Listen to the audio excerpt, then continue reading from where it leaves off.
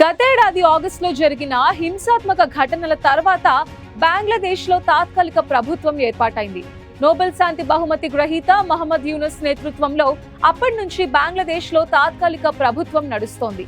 అక్కడ రాజకీయ స్థిరత్వం వచ్చే వరకు ఎన్నికలు నిర్వహించకూడదని భావించిన యూనస్ తాజాగా కీలక నిర్ణయం తీసుకున్నారు. వచ్చే ఏడాది ఫిబ్రవరిలో బంగ్లాదేశ్లో ఎన్నికలు నిర్వహించనున్నట్టు ప్రకటించారు. గతేడాది జూలైలో షేక్ హసీనా ప్రభుత్వాన్ని కూల్చిన విద్యార్థి నేతృత్వంలోని జన ఉద్యమం మొదటి వార్షికోత్సవం సందర్భంగా ఆయన కీలక ప్రకటన చేశారు. ఎన్నికల రోజు ఈద్ ఉత్సవంలో ఉండాలని ఆయన పిలుపునిచ్చారు.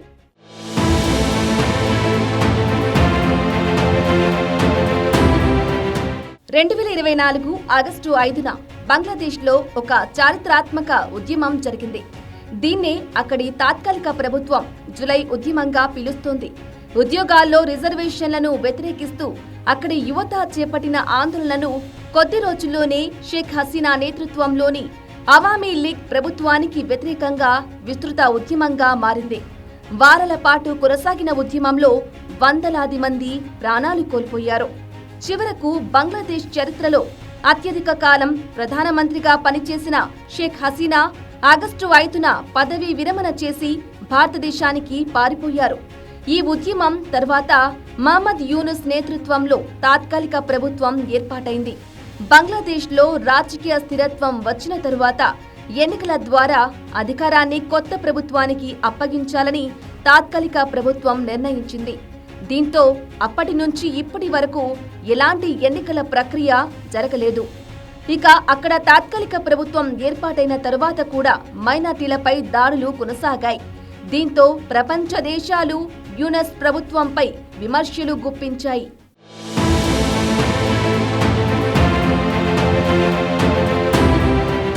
ఇక జులై ఉద్యమం మొదటి వార్షికోత్సవం సందర్భంగా ఆగస్టు 5న మహమ్మద్ యూనస్ కీలక ప్రకటన చేశారు.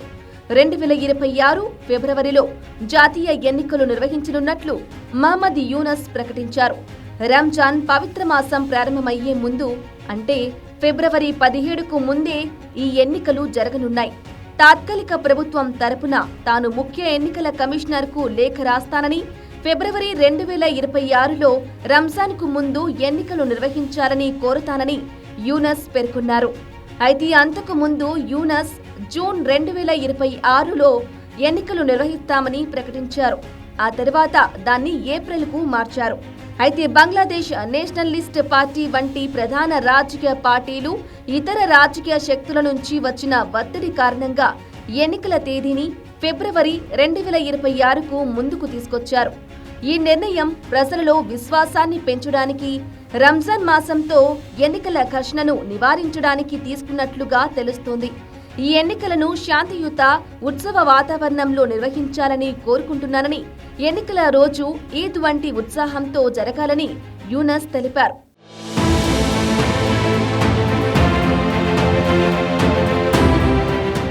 ఇక ఎన్నికల ప్రకటనతో పాటు మహమ్మద్ యూనస్ జులై డిక్లరేషన్ అనే 26 పాయింట్ల రాజకీయ, రాజ్యాంగ, పాలన సంస్కరణల చార్టర్ను కూడా ఆవిష్కరించారు.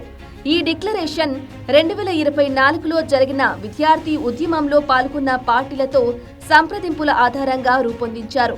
ఈ డాక్యుమెంటేషన్ షేక్ హసీనా నేతృత్వంలోని అవామీ లీగ్ ప్రభుత్వం సర్వాధికార ధోరణులను ఖండించడంతో పాటు ఒక సంస్కరణ రాజ్యాంగ ఫ్రేమ్వర్క్ ను ప్రతిపాదిస్తోంది. ఈ డిక్లరేషన్ ప్రకారం 2024 ఉద్యమంలో ప్రాణాలు కోల్పోయిన వారిని జాతీయ హీరోలుగా గుర్తించాలని, ఈ ఉద్యమానికి రాజ్యాంగ గుర్తింపు ఇవ్వాలని యూనస్ పేర్కొన్నారు. మరోవైపు ఈ డిక్లరేషన్ రాజకీయ, ఎన్నికల వ్యవస్థలో సంస్కరణలను ప్రస్తావిస్తుంది. భవిష్యత్తులో ఏ ప్రభుత్వం కూడా సర్వాధికారంగా మారకుండా నిరోధించేందుకు చర్యలు తీసుకోవాలని ఈ డిక్లరేషన్లో పొందుపర్చారు. దేశాన్ని పూర్తిగా సరిచేయాలని, ఎక్కడైనా సర్వాధికార ధోరణులు కనిపిస్తే వాటిని వెంటనే తొలగించగలగాలని యూనస్ తెలిపారు.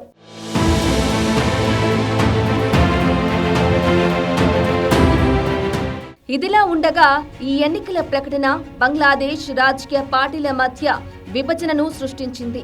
దేశంలో అత్యంత ప్రజాదరణ పొందిన బంగ్లాదేశ్ నేషనలిస్ట్ పార్టీ ఈ నిర్ణయాన్ని స్వాగతించింది.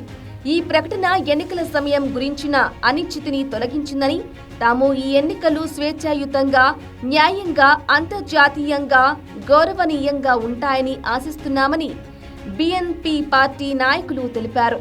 మరోవైపు నేషనల్ సిటిజన్ పార్టీ ఈ ప్రకటనను అతి త్వరగా చేశారంటూ విమర్శించింది. ఎన్నికల సంస్కరణలు లేకుండా ఈ నిర్ణయం తీసుకోవడం సరైనది కాదని అభిప్రాయపడింది. ఇక షేక్ హసీనా నేతృత్వంలోని అవామీ లీగ్ పార్టీని తాత్కాలిక ప్రభుత్వం నిషేధించింది. అంతేకాక ఆ పార్టీ ఎన్నికల రిజిస్ట్రేషన్ను రద్దు చేసింది. దీనివల్ల ఈ పార్టీ భవిష్యత్తు ఎన్నికలలో పాల్గొనడం కష్టంగా మారింది.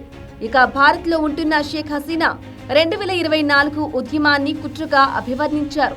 అంతేకాక తాను ప్రధానమంత్రి పదవి నుంచి రాజీనామా చెయ్యలేదన్నారు. ఇక తాత్కాలిక ప్రభుత్వం ఎన్నికలకు ముందు అనేక సంస్కరణలను అమలు చేస్తుంది. ఇందులో ఓటరు జాబితా సవరణ, న్యాయ వ్యవస్థ సంస్కరణలు, పోలీసు వ్యవస్థలో మార్పులు చేస్తోంది. అయితే ఈసారి ఎన్నికల్లో 100% ఓటరు హాజరు నమోదు అవ్వాలని, ముఖ్యంగా తొలిసారి ఓటు వేసేవారు ఈ ఎన్నికల్లో కీలక పాత్ర పోషిస్తారని యూనస్ భావిస్తున్నారు.